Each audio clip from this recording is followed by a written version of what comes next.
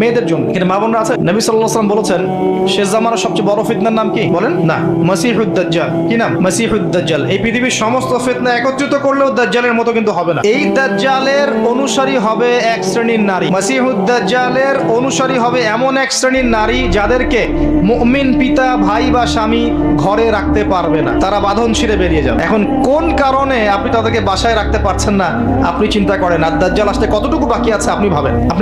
ভাবতে বলছেন। আরেকটা হাদিস নবীজি বলেছেন, আমি এক শ্রেণীর নারীর কথা বলছি যাদেরকে আমি এখনো দেখি নাই, মানে 1400 বছর আগে তারা ছিল না পৃথিবীতে, তারা আসবে এক সময়, যারা জান্নাতে যাবেও না, জান্নাতের গন্ধ পাবে না, যদিও জান্নাতের গন্ধ 70 বছরের পর থেকে পাওয়া যায়। কারা তারা? নিসাউন কাসিয়াতুন আরিয়া, এমন নারী যারা কাপড় পরেও নগ্ন থাকে। কাপড় পরেছে বাট নগ্ন, মানে কাপড় পরার পরেও শরীরের সমস্ত কাঠামো দেখা যায়, বোঝা যায় জান্নাতে যাবে না, ঘ্রাণও পাবে না। মহিলাতুন মামেলাত, এরা নিজেরাও আকৃষ্ট হয়, অন্যকেও আকৃষ্ট করে। 4 নাম্বার, নারীর অবমাননা। এটা কি ওই আইয়ামে জাহিলিয়াতকে হার মানায়নি? একটা আন্ডারওয়্যার কিনতে যান, কার ছবি থাকে, ওই ছবি আন্ডারওয়্যার তো পরবেন আপনি, ওখানে মহিলা কি করছে? ইভেন একটা গাড়ি কিনতে যান, দেখবেন সেখানে একটা মডেল কে দাঁড়িয়ে আছে, ছেলে না মেয়ে? মাশাআল্লাহ। যেখানে যাবেন সেখানে। কাপড় কিনতে যান, দেখবেন মহিলার পুতুল রেখে দিয়েছে, ওই পুতুলের মধ্যে মেয়ের কাপড়টা না পরালে ব্যবসা হবে না ভাই। উসমান রাদিয়াল্লাহু আনহু ব্যবসা করেন নাই? আব্দুর রহমান বিন আউফ রাদিয়াল্লাহু আনহু ব্যবসা করেন নাই? দীর্ঘদিন আবু হানিফা রাহিমাহুল্লাহ তিনি ব্যবসা করেন নাই কাপড়ের? আমাদের ইমাম আবু হানিফা রাহিমাহুল্লাহ ব্যবসা করেননি কাপড়ের? উনার দোকানে এরকম ডল ছিল। আমরা হানাফি না, হানাফি মাযহাব ফলো করি না, আমরা তার উত্তরসূরি কই হতে পারলাম? আমার দোকানে মহিলার মূর্তি কেন? রমজান মাস আসার আগেই সব মূর্তি বহিষ্কার চাই এই কাপড়ের দোকানগুলো থেকে। পারা যাবে ইনশাআল্লাহ? আল্লাহর জন্য করেন, আল্লাহ আপনার দোকানে আরো বেশি ডাবল কাস্টমার পাঠাবে ইনশাআল্লাহ। রিজিকের দায়িত্ব কার? সুবহানাল্লাহ। কি একটা ট্রেডিশন চলছে, ঢুকবেন শোরুমে দেখবেন মেয়ের মূর্তি দাঁড়িয়ে আছে, আর গায়ে কিন্তু কাপড় চোপড় খুব একটা থাকে না। এতে কি মেয়ের ডিগনিটি, সম্মান বাড়ছে? যেখানে যাবেন সেখানে। নারীর অবমাননা শুরু হয়েছে ফ্যামিলিস্ট রেভলিউশনের মধ্য দিয়ে, যখন ফ্রি মিক্সিং আমরা অ্যালাউ করে দিয়েছি এবং এটাকে আমরা পাপ মনে করছি না, পর্দার বিধানটাকে আমরা ফরজ মনে করছি না। যখন পর্দার কথা বলা হচ্ছে উল্টা বলছে পর্দা করলে এই যুগে কেমন করে আমি এখানে জব করব? জব করতে কে বলেছে আপনাকে এখানে? আপনি পর্দা করবেন। পর্দা করলে আমি কিভাবে ছেলেদের মধ্যে জব করবো এই প্রশ্ন করছেন কেন আপনি? আল্লাহ বলেছেন পর্দা করতে, সে উত্তর দিচ্ছে যে হ্যাঁ পর্দা আল্লাহ করতে বলেছেন, কিন্তু পর্দা করলে পরে আমি কিভাবে ছেলেদের মধ্যে কাজ করব? তাহলে কাজ করতে কে বলেছে আপনাকে ছেলেদের মধ্যে? আল্লাহ বলছে আপনাকে পর্দা করতে, পর্দা করেন। সিম্পল। হ্যাঁ, যদি আপনি মেয়েদের ক্ষেত্রে কাজ করতে পারেন, এখানে সব মেয়েরাই, এখানে ছেলেদের ইনভলভমেন্ট নাই, মোস্ট ওয়েলকাম। আল্লাহ আপনাকে বাধা দেন নাই, রাসূল বাধা দেন নাই।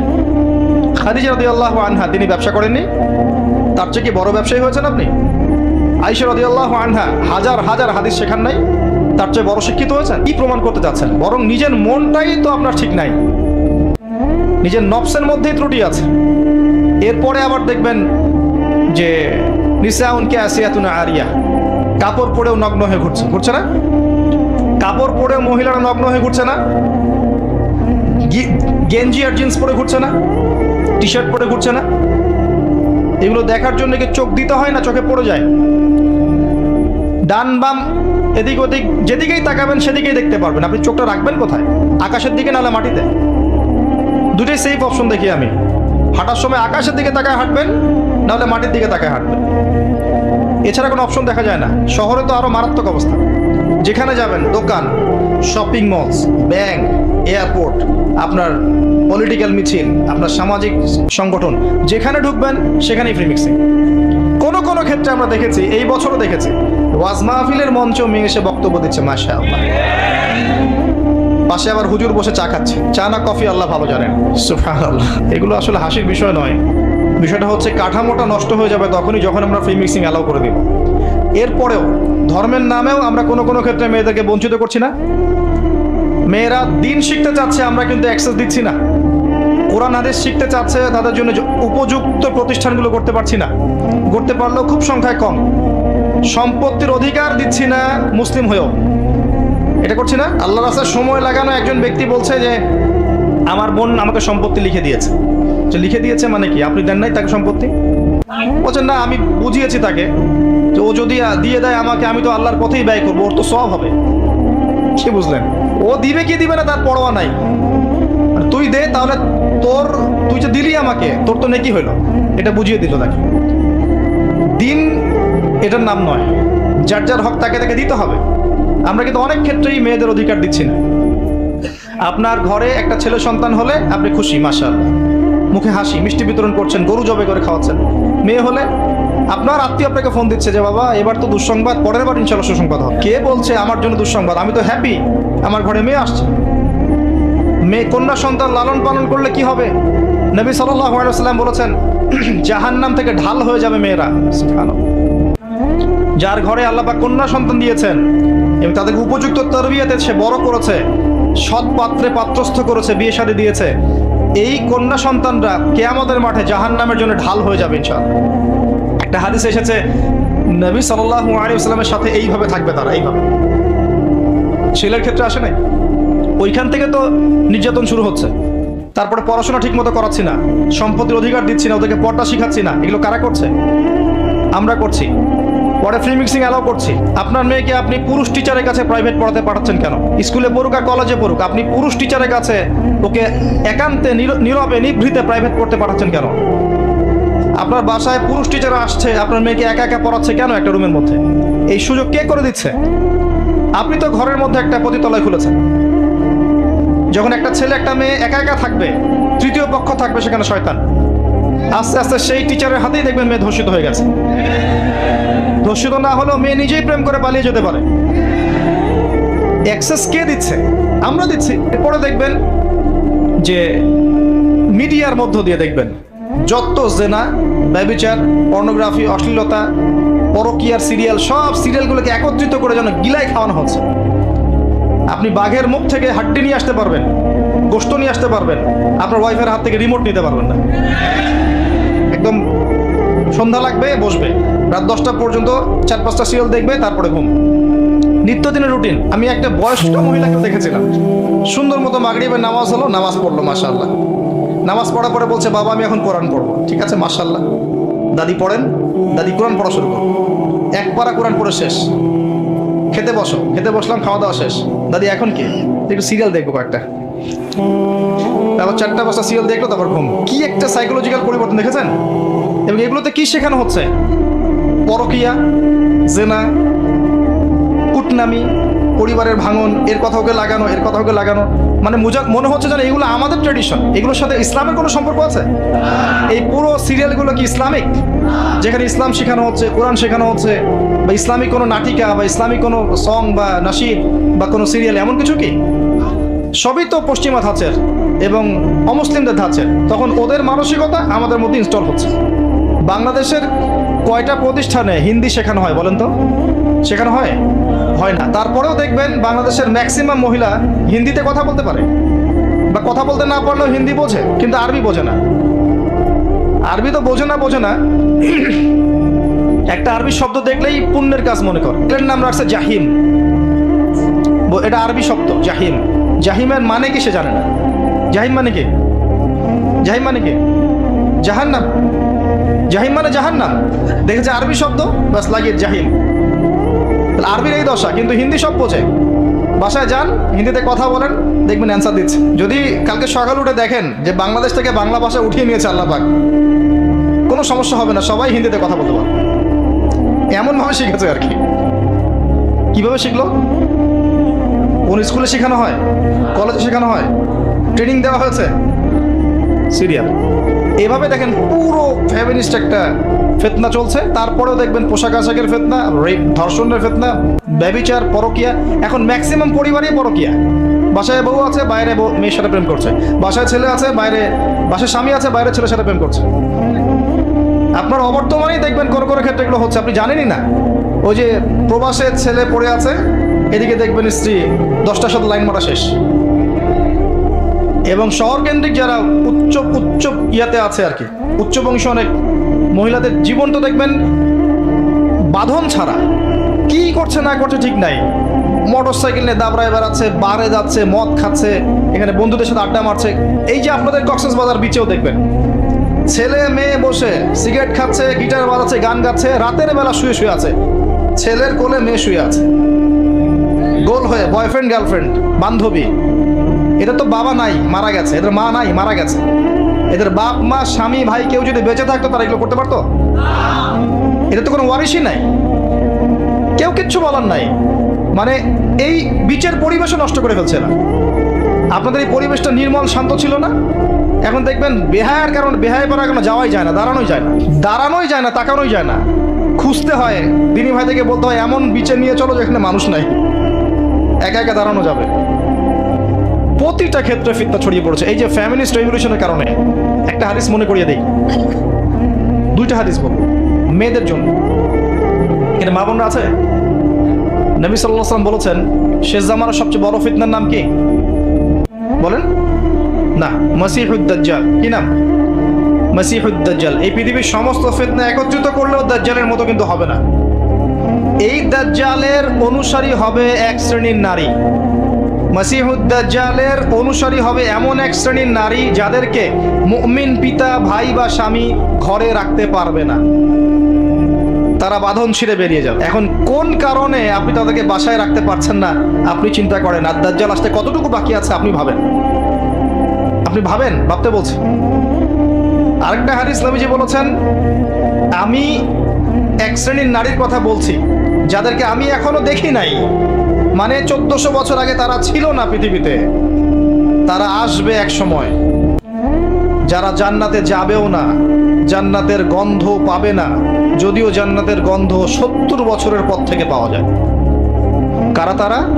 নিসাউন কাসিয়াতুন আরিয়া, এমন নারী যারা কাপড় পরেও নগ্ন থাকে।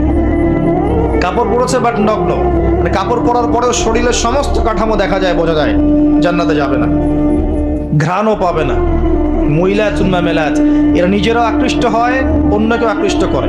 আরেকটা সুসংবাদের হাদিস, এসব থেকে বের হয়ে যদি মহিলারা আল্লাহ এবং তার রাসূলের আনুগত্য করতে পারে, মাত্র 4টা কাজ করলেই জান্নাত নিশ্চিত। মাত্র 4টা কাজ করলেই মেয়েদের জান্নাত নিশ্চিত ইনশাআল্লাহু আযজা ওয়া জাল। 1 নাম্বার, যদি তারা 5 ওয়াক্ত নামাজ ঠিকঠাক মতো পড়ে। 2 নাম্বার, যদি তারা রমজান মাসের সওম রাখে। 3 নাম্বার, যদি তারা তাদের পর্দা ঠিক করে, সতীত্বের হেফাজত করে। আর 4 নাম্বার, যদি তারা তাদের স্বামী, নিজে সাজবেন না স্বামীর জন্য, বাইরের মানুষের জন্য সাজবেন। বাইরের মানুষের জন্য আপনি সবকিছু করবেন, স্বামীর খেয়াল করবেন না। স্বামী বাসায় আসলে বিরক্ত হচ্ছেন, বাইরের মানুষের জন্য আপনি সাজুগুজু করছেন। পুরো কাঠামো চেঞ্জ হয়ে গেছে এখন। সমাজের হৃদ্যতা, পরিবারের হৃদ্যতা, ভালোবাসা থাকবে কিভাবে? নিজেকে তো স্বামীর মনের মতো করে করতে পারছেন না। সবসময় স্বামীকে প্রেশার দিচ্ছেন, এইটা লাগবে, ওইটা লাগবে, এইটা আনো, ওইটা আনো, এই ঠিক নাই, ওই ঠিক নাই। তোমার ঘরে এসে আমি আর শান্তি পাচ্ছি না, বাপের বাসায় ভালো ছিলাম। কে বলেছে হালাল খেতে? একটা সুদি চাকরি করলেই তো পারো, ওরা তো সবাই করছে, কি সমস্যা?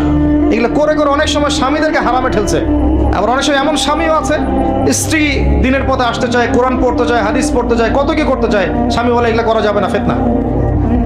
স্বামী বলে এগুলো করার দরকার নাই, বাসায় থাকো চুপচাপ। দুই দিকের সমস্যা। আল্লাহর ওয়াস্তে উভয়ের মধ্যে আন্ডারস্ট্যান্ডিং বাড়ান, আল্লাহর দ্বীনকে কেন্দ্র করে পরিবার গঠন করেন, ধৈর্য ধরেন, সবর করেন, আপোষে মিল মোহাম্মত বাড়ানোর চেষ্টা করেন। ইনশাআল্লাহ তাআলা ওই পরিবার থেকে ওমর এবং খালিদ রাদিয়াল্লাহু আনহুমা, তাদের মতো সাহাবীর মতো সন্তান জন্ম হবে ইনশাআল্লাহ। সমস্যা বলতে গেলে রাত শেষ হয়ে যাবে, আমি এক একটা টপিক নিয়ে কথা বলতে পারছি না। এই যে ফিতনার কথাগুলো বলছিলাম, এই মহিলাদের ফিতনা ওই সময় যেমন ছিল এই সময় আছে। 4টা কাজ নবীজি করতে বলেছেন মেয়েদের ভালোর জন্য। তাদেরকে বলেছেন জান্নাতের যে কোনো দরজা দিয়ে ইচ্ছা তুমি ঢুকতে পারবে যদি 4টা কাজ করো: সালাত, সওম, পর্দা এবং স্বামীর আনুগত্য। স্বামী যদি আপনাকে খারাপ কোনো কাজ করতে বলেন, পর্দার খেলাফ কিছু করতে বলেন, বা এমন কোনো কাজের আদেশ করেন যেটা কোরআন সুন্নাহর বিরোধী, তখন আপনি তার কথা মানবেন না। এটা না মানাই হচ্ছে আপনার জন্য ফরজ, তখন তার কথা আপনি মানবেন না। তো প্রিয় ভাইরা, আমি ইনশাআল্লাহ পারিবারিক বিষয়গুলোকে নিয়ে ডিফারেন্ট কোনো লেকচারে ডিটেলস কথা বলবো। আজকে আমি এত কথা বলতে পারছি না, অনেক কথা আছে মনের মধ্যে জমানো আপনাদেরকে বলার জন্য, ফ্যামিলিগত বিষয়। কারণ ফ্যামিলিগুলো এখন এক একটা জাহান্নামের টুকরা হয়ে যাচ্ছে এবং এত ফিতনা ছড়িয়ে পড়ছে ফ্যামিলিগুলোর মধ্যে, বাবায়, মায়ে, স্ত্রীতে, স্বামীতে, ভাইয়ে, বোনে, সন্তানে, যে আমরা আর সেই নববী পরিবারগুলো পাচ্ছি না। আর পারিবারিক বন্ধনগুলো যখন ভেঙে যাচ্ছে তখন দেখবেন সমাজে ফিতনাগুলো বাড়ছে। আমরা দোয়া করি আল্লাহ পাক মেয়েদেরকে 4টা কাজ ঠিকঠাক মতো করার তৌফিক দান করুন, আমিন। অনেকেই মেয়ে প্রশ্ন করে যে আপনি তো বলছেন 3 নাম্বার কাজটা হচ্ছে মেয়েদের পর্দার কথা, এই বিষয়টা ডিটেলস বলবেন। ডিটেলস আমার চেয়ে মুফতি সাহেবদের কাছে শুনবেন, আমি 4টা কথা বলবো খালি। 1 নাম্বার, প্রিয় বোন, আপনি আপনার পোশাকটা এমন করবেন না যেই পোশাকটা পরার পরেও শরীরের কাঠামো বোঝা যায়। সেটা বোরখা হলেও চলবে না, এমন বোরখা চলবে না যেই বোরখা পরে আপনার শরীরের কাঠামোটা বোঝা যায়। আমার হাত কতটুকু মোটা কি চিকন এখান থেকে বোঝা যাচ্ছে? যাচ্ছে না? যাচ্ছে না? এরকম পোশাক পরা যাবে না। এটা হাত না হয়ে অন্য যে কোনো অঙ্গ হতে পারত। আমার মনে হয় আর খুলে বলার প্রয়োজন নেই। এমন পোশাক পরা যাবে না যে পোশাক পরার পরেও এভাবে শরীরের কাঠামো বোঝা যায়। 1। 2 হচ্ছে এমন পোশাক হবে না যেটা পরার পরেও অঙ্গ দেখা যায়। আমার এই কাপড়ের ভিতর থেকে কি আমার গায়ের রং বোঝা যায়? আমার হাত দেখা যায়? এমন কাপড় দিয়ে পোশাক বানাতে হবে যে কাপড় পরলে ভিতরের অঙ্গ দেখা যায় না। যদি দেখা যায় পর্দা হয় নাই, বোরখা পরলেও হয়নি। 3 নাম্বার, নারীরা পুরুষের কোনো পোশাক পরতে পারবে না।